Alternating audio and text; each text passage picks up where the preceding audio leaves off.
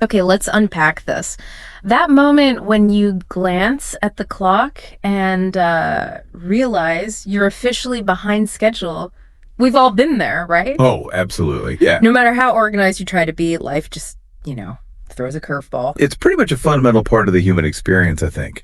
Right. Whether it's like unexpected traffic. Right. Or maybe a meeting running over, or you just misjudge the time.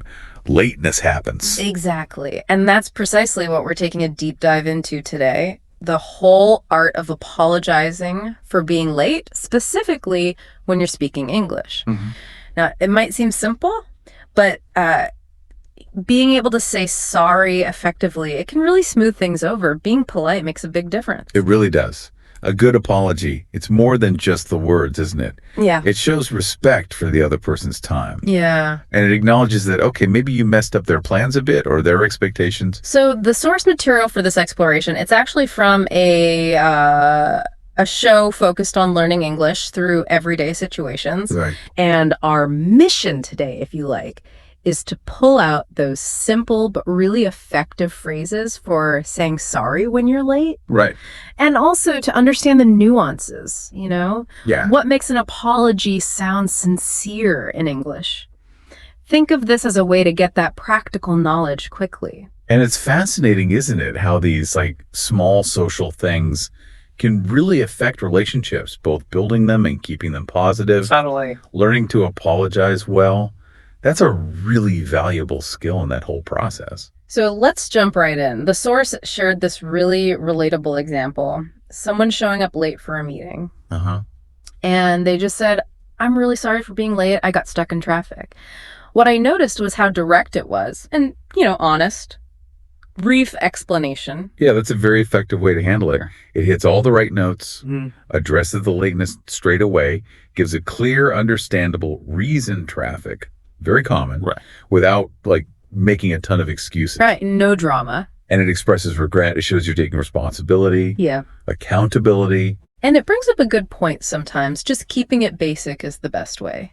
The source mentioned that even a simple, "sorry I'm late," can often be enough. When do you think that works? Well, I think maybe in more casual situations. Or if the delay was really small and didn't really mess anyone up too much, Okay. then yeah, a straightforward, "sorry I'm late," that probably does the trick. But, it really depends on the context, doesn't it? And who you're talking to. True. If it's maybe more formal, or if you being late really did cause a problem, then, well, you probably need a little bit more than just that. That makes complete sense. And that's where adding a quick reason can really change how sincere your apology sounds. Exactly. The source gave examples like, "sorry, I lost track of time," or "my last meeting ran over." Why do those little additions make such a difference? Well, if you think about sort of the psychology behind it, giving a short, honest reason helps the other person see it from your side just for a second. It shows you get that it was inconvenient, Yeah. that you're not just brushing it off. Right. Like you didn't just forget or not care. Precisely. It helps them see there was a cause, not just like a lack of thought on your part. Okay. Another phrase they highlighted was, "apologies for the delay. Thank you for waiting for me." Now this one feels, I don't know, particularly polite, considerate. What makes it stand out? Well, apologies for the delay. It's a bit more formal than just sorry, which can definitely be useful sometimes. Yeah, depending on the situation. But the really key part there, I think, is the "thank you for waiting for me." That shifts especially in professional settings, it really conveys respect and shows you understand their time is valuable too. And it's kind of reassuring to hear you don't need complicated language. The hosts and the source made that point clearly. You don't need big words. Just a little kindness goes a long way. Oh, absolutely. That really gets to the heart of good communication, doesn't it? Yeah. Especially with apologies. Yeah. Being sincere, having a respectful tone, Yeah. that's way more powerful than using fancy vocabulary. A genuine, kind approach. That can usually smooth over any frustration from the lateness. It was interesting, too, how the source sort of linked this to the bigger picture of learning a language. Oh, okay. They use this analogy, like planting a tree, Small, regular efforts lead to big growth eventually. Apologizing properly in English is kind of one of those small but important steps. That's a great analogy. Uh, Yeah, every time you learn a new phrase or manage a social situation in English, even a slightly awkward one like being late, you're building up your confidence bit by bit. Your fluency grows incrementally. These little actions, they all add up. The source also touched on something really common for language learners, that fear of making mistakes. Oh, yes. Very common. One of the hosts even said making mistakes actually helped them learn faster, compared it to like falling off your bike when you're learning to ride. Right, right. How does that relate to apologizing, do you think? Well, it's a really crucial shift in thinking for anyone learning a language. Mistakes, they're going to happen. It's inevitable. Yeah. But more than that, they're actually valuable. They're chances to learn. So when it comes to saying sorry, it's okay if your first few tries aren't, grammatically perfect. Doesn't have to be flawless. Exactly. The effort to apologize sincerely, even if the language is a bit bumpy, that's usually what people notice and appreciate. It shows you're trying, you're engaging. That's what really matters. And that connects to another point they made, how important it is to have a supportive environment when you're learning.